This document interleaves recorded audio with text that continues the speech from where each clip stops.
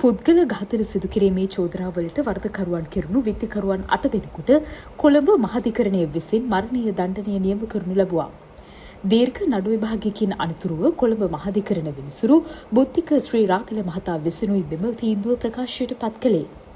මෙම නඩුවට අදාළව චෝදනා ලබා සිටි විත්තිකරුවන් 8 දෙනාගෙන් 7 දෙනෙකුම අධිකරණය හමුවේ පෙනී සිටි අතර එක් විත්තිකරුවෙකු නොමැතිව නඩු විභාගයේ පැවැත්වීමටයි අධිකරණය තීන්දුව කර තිබුණේ.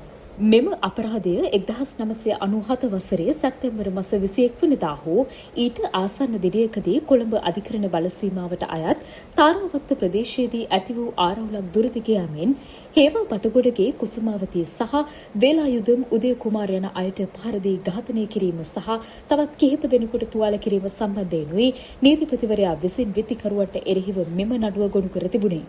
ඒ අනුව වසර ගණනාවක් පුරා පැවති දීර්ඝ නඩු විභාගයකින් අනතුරුව තීන්දුව ප්‍රකාශයට පත් කළ විනිසුරුවරයා සඳහන් කළේ විත්තිකරුවන්ට එරෙහිව පැමිණිල්ල විසින් එල්ල කර ඇති චෝදනා සාධාරණ සැකයෙන් තොරව ඔප්පු වී ඇති බවයි. ඒ අනුව අදාළ විත්තිකරුවන් 8 දෙනාටම මරණීය දණ්ඩනය නියම කිරීමට මහාධිකරණ විනිසුරුවරයා නියෝග කරනු ලැබුවා.